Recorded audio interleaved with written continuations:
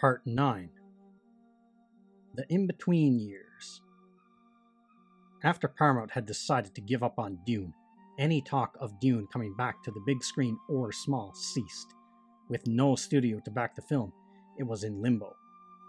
Meanwhile, as the deal fell apart with Paramount, things were happening in the comic book world. Boom Studios announced on December 2011 that it was planning on doing a Dune comic book series adaptation of the books, starting with Dune Origins, precursor for Free Comic Book Day. I remember being very excited by this news at the time, and even ordered this at my local comic book shop. Then, just as suddenly as it was announced, it vanished, and this comic never saw the light of day. The only bit of information I could track down as to why it vanished was from a Reddit post from 5 years ago. Some news about the Dune comic from Boom. So at Seattle Comic Con, I asked the Boom publishers what happened to the Dune comic they had announced for Free Comic Book Day a few years back. They said they did not like the direction it was going, but many of them were huge Dune fans.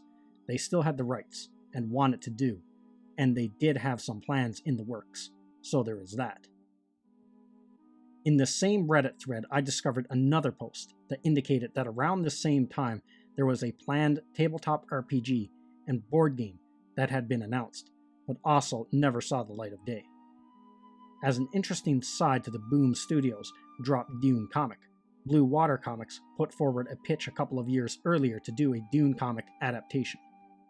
As this article by Bleeding Cool and Rich Johnson from December 24, 2011 points out, in that article, comic artist Matt Belisle talks about how he was approached to contribute to the pitch by Blue Water. I assume they had writers and artists already lined up for the main part of their proposal, but I was asked to contribute a cover to show a style I could bring to the front of the books.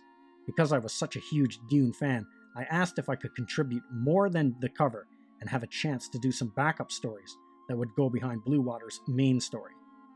For that, I brought in my good friend Chris Garrity to also contribute to the pitch.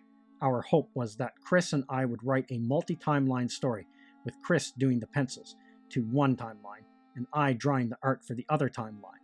Our plan was to have it based on a tribe of Fremen, not a part of Paul Atreides' group, but another faction on the planet. That way, we weren't messing with any continuity issues with the main story. Those timelines would then intersect, throwing both sides into the middle of a war on Arrakis. While we never shared any of these story ideas or text with the people at Blue Water, they agreed to letting us contribute to the pitch. The deadline for the pitch was just a couple of days away, so I did my cover art and Chris did 1 page of pencils for the interior of the backup story. The pitch happened, and then I never heard back from Blue Water as to the status of how it went or what had happened. Typically, these kinds of things take time, so I waited patiently, but nothing came of it. I was obviously never paid for this work and never signed any kind of contract for the work either. So now that a few years have gone by and Boom has announced they have landed the license to work on adapting the Dune books, I thought it might be interesting to share what could have been. Here is the cover art I had done and the interior pencils Chris had drawn. Here is some of the test artwork for what that Dune comic could have been. The simplified look of the still suits are interesting, considering the artists involved only had a couple of days, and makes me wonder what they would have developed if they had gotten the project. After 2 disappointing developments without a film, and then announced comic book that was then dropped, Dune fans would be in for a bit of a treat, with the announcement of a new documentary on Alejandro Jodorowsky's Dune film that was proposed back in the 1970s. The documentary would be directed by Frank Pavic, a Croatian-American film director and producer, who was known for the 1999 documentary film New York Hardcore, about New York's hardest underground music scene. The documentary would chronicle the 2-year effort made by Jodorowsky's team to bring his eccentric and strange vision for Dune to the big screen.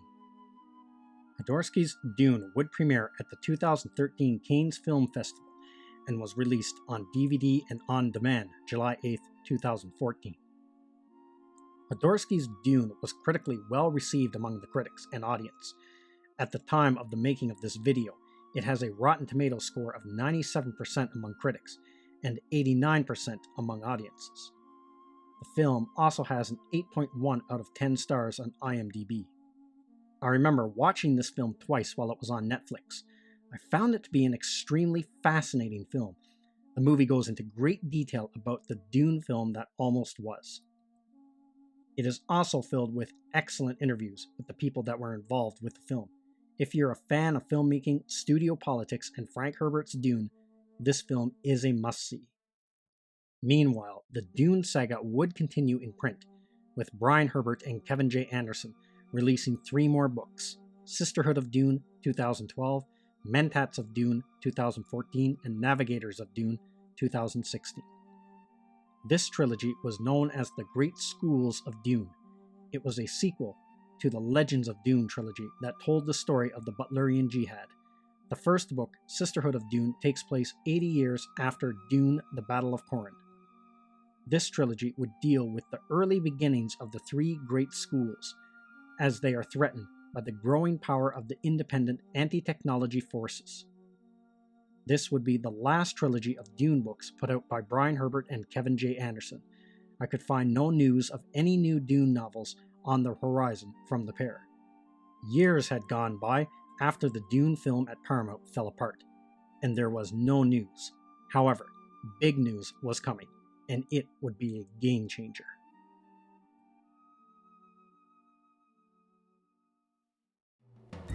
Thank you to all of my subscribers, and thank you for watching this video.